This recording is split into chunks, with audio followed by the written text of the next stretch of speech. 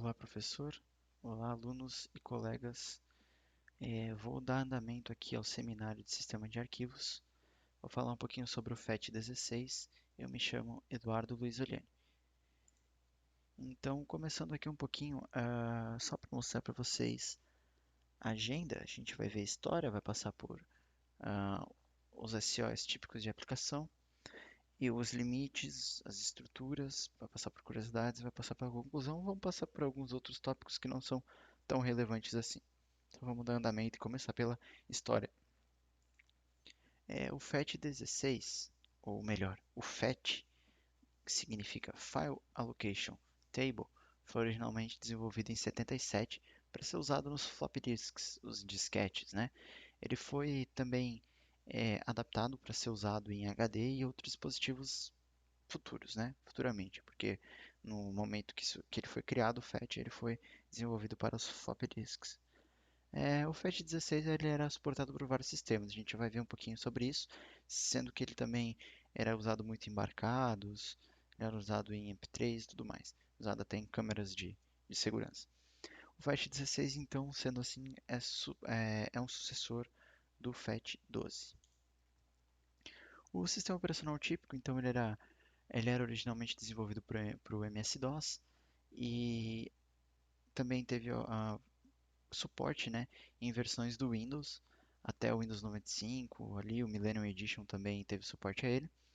Algumas distros de Linux davam suporte a ele e algumas versões do Unix.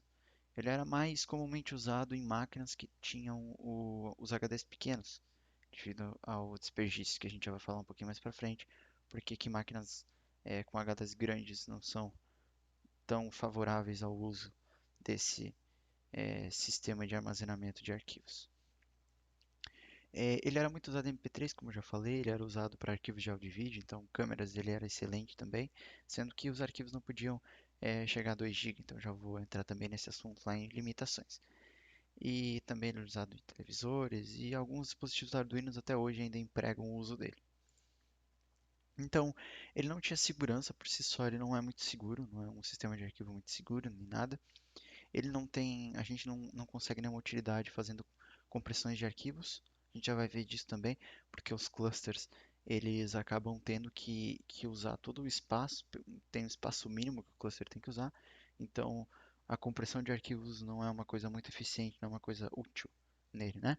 E aqui a gente estava falando porque que ele é usado em HDs menores e dispositivos que têm uma um menor espaço de armazenamento por causa da perda de até 25% do tamanho total do HD por causa dos clusters. Então, às vezes, você não está usando espaço, né? E você ainda tem que continuar alocando ele com cluster. A root folder, né, a pasta root, pode lidar no mínimo, no máximo com 512 entradas. O file size, né, o tamanho de um arquivo, não pode ser maior do que 2 GB. E quanto maior é o tamanho do disco, maior é o desperdício do disco, maior é a perda de disco, digamos assim. Então a eficiência diminui, né? A eficiência diminui quanto maior o espaço do disco.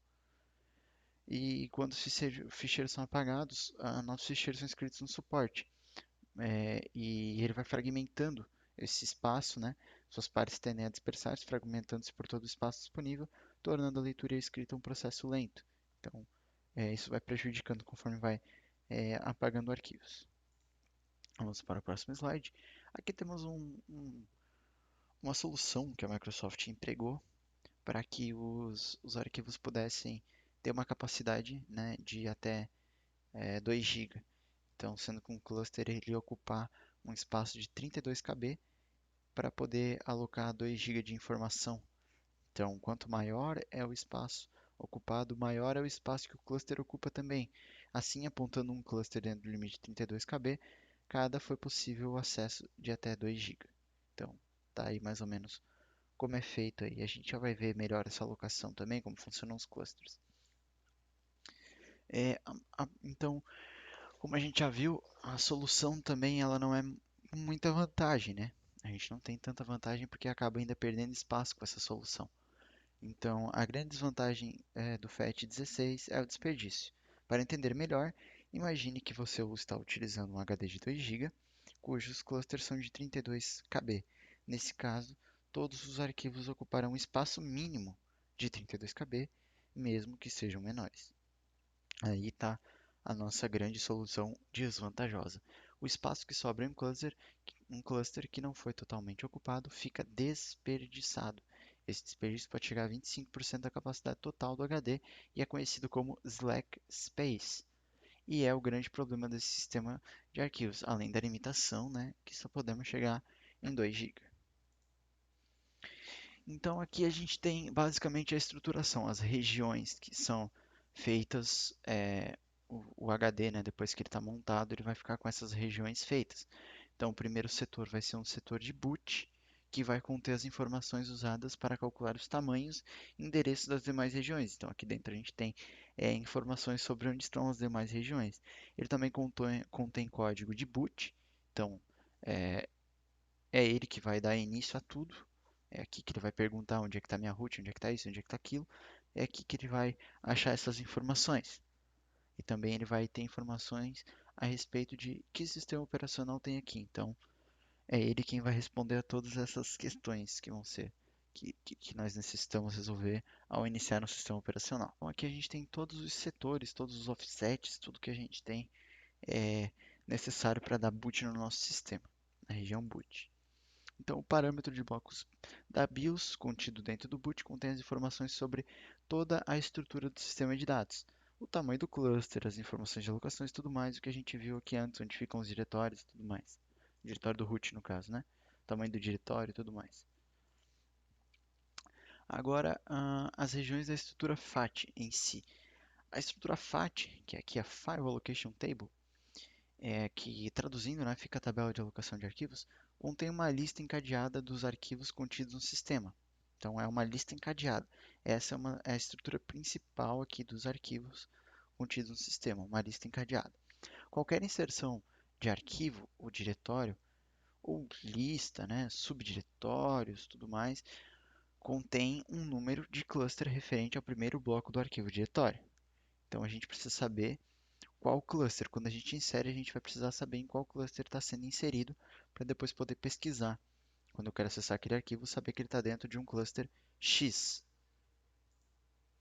Esse número de cluster também está associado à entrada FAT, que nem a gente já estava falando ali antes.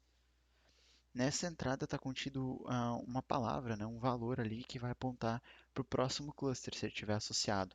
Por exemplo, se ele não couber todo num cluster, ele vai apontar para outro cluster até que ele chegue num EOF, num end of file, que aponta o final do arquivo. Então ele vai ler o começo do arquivo, vai verificar se ele termina com EOF, se não termina, ele vai procurar dentro de outro cluster. Chegou no outro cluster, ele vai ler o arquivo inteiro e vai verificar se tem um EOF ou se tem um apontamento para o próximo cluster. Assim que ele chegar no EOF, ele identifica que leu o arquivo por inteiro e para de pesquisar no próximo cluster. Sobre a estrutura FAT, cada cópia FAT começa com um valor de FF, certo? Toda a estrutura aqui vai ter uma iniciação do valor de FF para o primeiro cluster.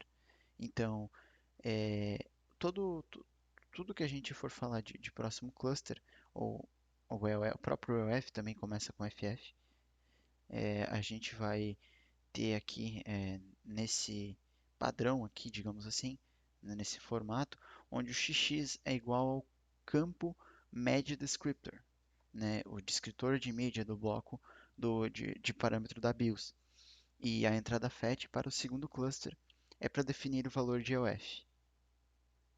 Então a gente tem uma definição do valor de EOF. A estrutura de dados, né, na região, os dois bits mais significativos desse valor é usado para identificar se o volume está cheio. Da seguinte forma: ah, se o campo estiver limpo, aqui na região 15, se o campo estiver limpo, provavelmente está sujo. E se esse bit estiver definido, é porque o volume então está limpo, ele foi devidamente limpo, certo? Esses bits aqui devem ser dado set. Aqui a gente já vai ver mais para frente sobre flags e outras coisas também. E aqui, se esse valor 14 aqui tiver limpo, um erro de leitura ou de escrita foi encontrado na última vez que esse volume ele foi montado. E se tiver aqui o exim como ele está, não tem nenhum erro de escrita, então aqui a gente está pronto para fazer uma alocação nessa região, porque ela está definida como limpo, né?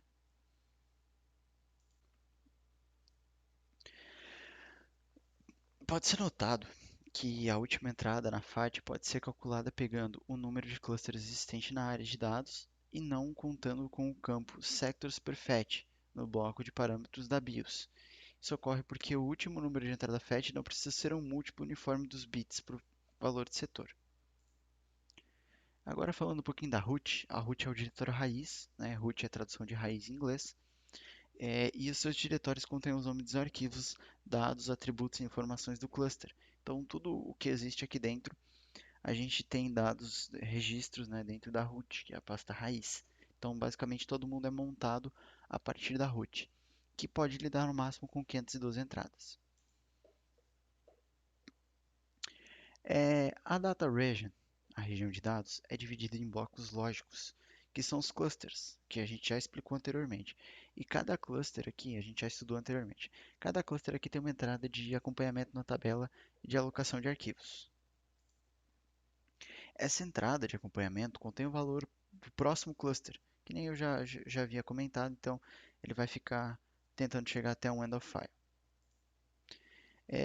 A estrutura de diretórios. Cada entrada na lista de diretórios tem 32 bytes, como a gente já conversou anteriormente.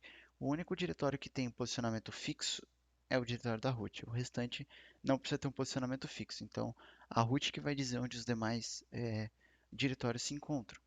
Portanto, é o único volume que deve conter uma entrada contendo o atributo de volume. Então, é na root que está especificado o volume do disco.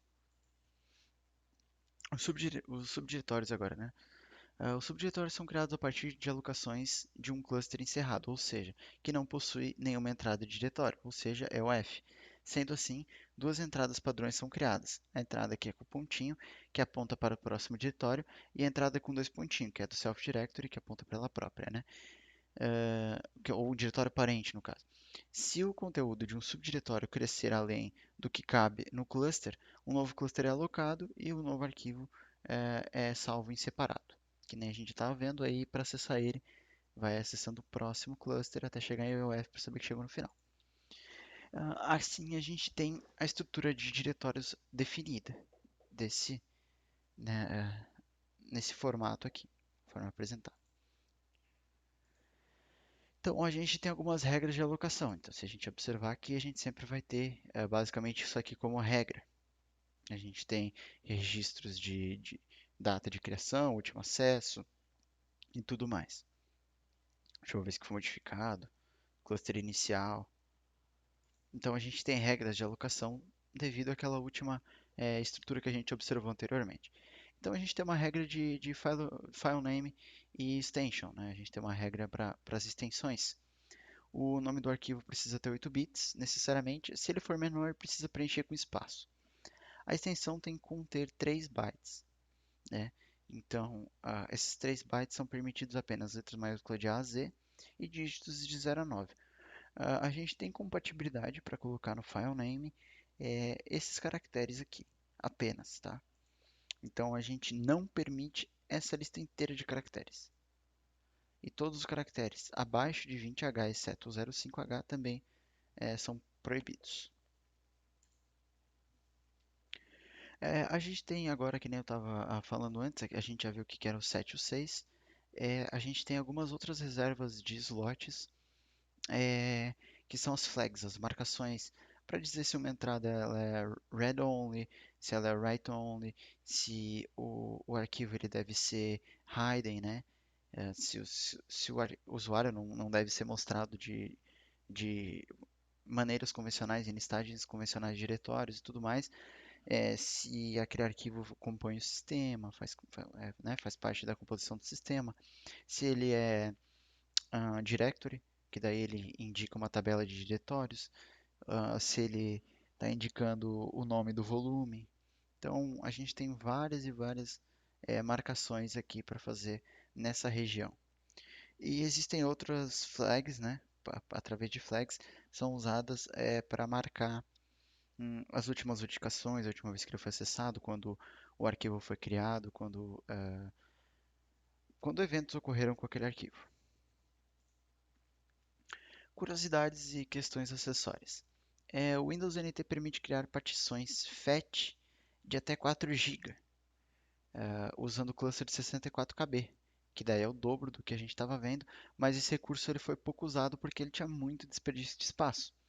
Então a versão final, a versão original do Windows 95, ele suportava apenas o FAT16, obrigando quem possuía HDs maiores que 2 GB a dividi-los em partições ou lidar com esse desperdício aqui de cluster que a gente estava falando. A solução, então, foi a criação do FAT32, que foi incorporado lá ainda no Windows 95, o SR2, e continuou sendo usado nas versões seguintes. Tanto que acho que a gente ainda consegue criar um pendrive com FAT32, né? Atualmente nos sistemas mais recentes ainda.